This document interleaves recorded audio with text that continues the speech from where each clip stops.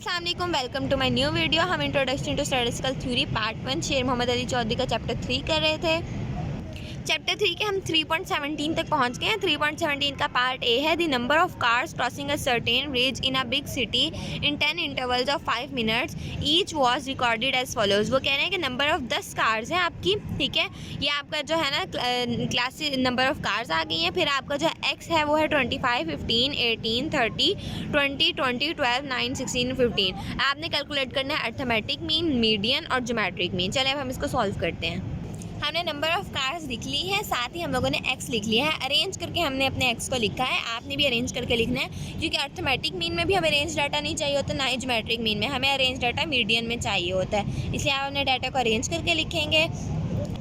अब हमने अपने एक्स का टोटल भी ले लिया। अब हम सबसे पहले निकालेंगे अर्थमेटिक मीन, क्योंकि उन्होंने कहा है अर्थमेटिक मीन, ज्योमेट्रिक मीन और मीडियन निकाले।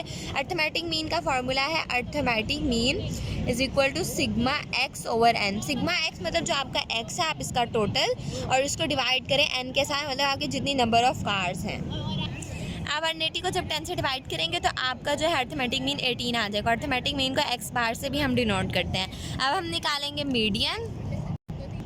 मिडल निकालने के दो तरीके होते हैं कि अगर आपके पास डाटा इवन में है तो आप जो है n प्लस मतलब जो सेंटर वाले दो वैल्यूज़ हैं उनको ऐड करें और डिवाइड बाय 2 कर दें। लेकिन अगर आपको उसको ये MCQs के लिए होता है। लेकिन अगर आपको इस तरह थ्योरेटिकल करना पड़े तो आप इसको जो है इस तरह करेंगे।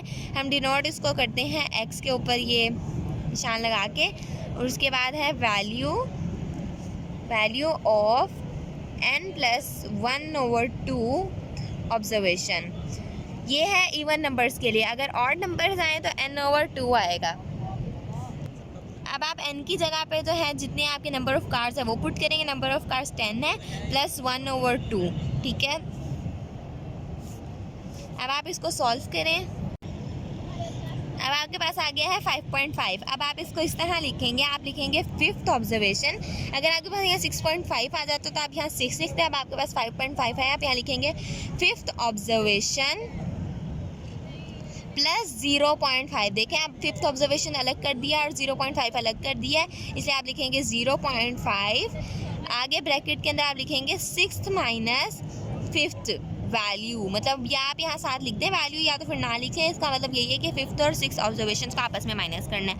अब आप अरेंज डाटा के अंदर से देखें कि आपकी फिफ्थ वैल्यू पे कौन सी वैल्यू है। अब हमारी फिफ्थ वैल्यू पे जो है वो 16 है और सिक्स्थ वैल्यू पे जो है 18 है। अब आप इसको इसके अंदर पुट करेंगे फार्मूले के अंदर।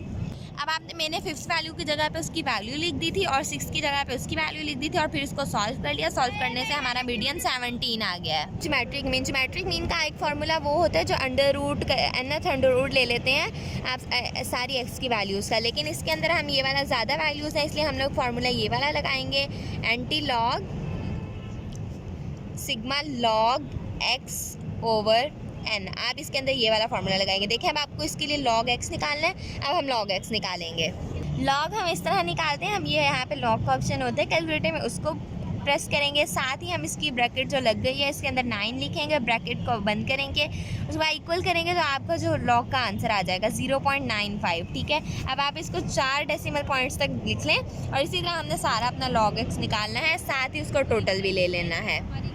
अब हमने जो है log x की जगह उसकी वैल्यू पुट कर दी और n की जगह पे हमने उसकी वैल्यू पुट कर दिया। n हमारा 10 है। उसके बाद हम निकालेंगे एंटी लॉग। अब आप जो है एंटी लॉग, अब आप इसको कैलकुलेटर के अंदर पुट करेंगे, एंटी लॉग 1.232 निकालेंगे, ठीक है। शिफ्ट करें और लॉग प्रेस करें, आपका एंटी लॉग आ जाएगा।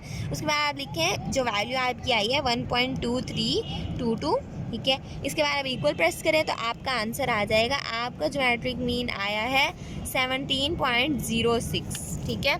अब आप यहाँ पे हमारा ये क्वेश्चन हो गया ख़त्म, ठीक है। अब हम करते हैं नेक्स्ट क्वेश्चन। 3.17 का बी पार्ट जो है वो थ्योरी का है, वो आप पीछे से कर लीजिएगा। उसके बाद जो 3.18 का ए पार्ट है वो इतना इंपॉर्टेंट नहीं है, इसलिए हम इसको स्किप कर देंगे। हम इसका बी पार्ट करेंगे। बी पार्ट के अंदर आपको 10 फैमिलीज़ की मंथली इनकम दी हुई है। आपने अर्थमेटिक मीन, ज्योमेट्रिक मीन और हार्मोनिक मीन निकालना है, जैसे कि आपने पिछले सवाल में किया था। बस इसमें आपने एक और चीज़ बतानी है कि सबसे बेस्ट एवरेज कौन सी है। तो जब हमारा आंसर आ जाएंगे तो मैं आपको तब बता दूँगी कि बेस्ट एवरेज का कैसे पता चलता है। हमें अर्थमेटिक मीन, ज्योमेट्रिक मीन और हार्मोनिक मीन निकालने के लिए 3 कॉलम्स चाहिए थे, एक एक्स का, एक लॉग एक्स का, एक 1/x का। ये अर्थमेटिक मीन के लिए है, ये ज्योमेट्रिक मीन के लिए और हार्मोनिक मीन के लिए, इसलिए हमने ये निकाल ली है और साथ ही हमने टोटल भी ले लिया है। एक्स आपका वो है जो आपको उन्होंने वैल्यूज़ दी हुई हैं, और लॉग एक्स भी मैंने आपको पिछले सवाल में निकालना सिखा दिया था। और उसके बाद 1/x, मतलब आप 1 को डिवाइड करें एक्स के साथ तो आपका 1/x आ जाएगा। अब इनका आप टोटल ले चुके हैं, तो अब हम अर्थमेटिक मीन करते हैं। अर्थमेटिक मीन निकालेंगे हम एक्स बार का। अर्थमेटिक मीन का फॉर्मूला होता है सिग्मा x/n। आपने इसकी जगह वैल्यूज पुट किए और इसको डिवाइड करके आंसर निकाल लिया।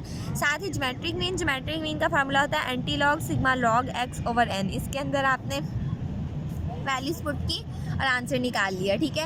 आपने इसके अंदर वैल्यूज पुट करनी है, उनको डिवाइड करना है, फिर उसका एंटी लॉग लेना है। मैंने पिछले क्वेश्चन में बताया था एंटी लॉग कैसे लेते हैं, ठीक है। फिर उसके बाद आपने इसका आंसर निकाल लेना है। उसके बाद है हार्मोनिक मीन का फार्मूला होता है n divide by x sigma 1/x, ठीक है। आपने इसकी जगह पे इसकी वैल्यूज पुट करनी है और इसका आंसर निकाल लेना है, ठीक है। और इसके अलावा जो हमने सवाल के आखिर में पढ़ा था कि उन्होंने पूछा था बेस्ट एवरेज कौन सी है, इसके अंदर हमारी बेस्ट एवरेज जो है वो ज्योमेट्रिक मीन है, क्योंकि हार्मोनिक मीन का आंसर जो है बहुत छोटा है और अर्थमेटिक मीन का जो आंसर है वो बहुत ज़्यादा बड़ा है। जो दरमियाना आंसर है वो ज्योमेट्रिक मीन का है, इसलिए हम कहेंगे कि geometric mean is the best average. यहाँ पे हमारा ये क्वेश्चन हो गया कंप्लीट। अब हम करते हैं 3.19 क्वेश्चन है कि अर्थमेटिक मीन कैलकुलेट करें, ज्योमेट्रिक मीन और हार्मोनिक मीन, ये आपको डाटा दिया हुआ है। इस तरह हम जैसे पिछले क्वेश्चन में था उसी तरह हम इस क्वेश्चन को सॉल्व करेंगे। अर्थमेटिक मीन निकालने के लिए हमें x चाहिए होता है और उसके बाद ज्योमेट्रिक मीन निकालने के लिए log x और हार्मोनिक मीन निकालने के लिए 1/x। इसी तरह आप इस पिछले क्वेश्चन की तरह बिल्कुल सेम वही मेथड लगा के कैलकुलेटर से इसको सॉल्व कर लेंगे और उसका टोटल निकाल लेंगे। अब हमने इनका टोटल निकाल लिया। अब हम सॉल्व करेंगे अर्थमेटिक मीन।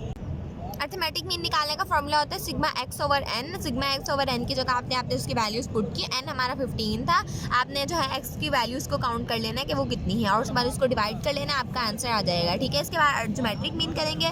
ज्योमेट्रिक मीन का फार्मूला है anti log sigma log x/n, ठीक है। आप पहले सिग्मा लॉग x/n की वैल्यूज़ उसके अंदर पुट करेंगे, फिर उसको डिवाइड करेंगे, फिर उसके बाद एंटी लॉग लेंगे। उसका एंटी लॉग लेने के बाद जो आपका आंसर आएगा वो आपकी ज्योमेट्रिक मीन होगी।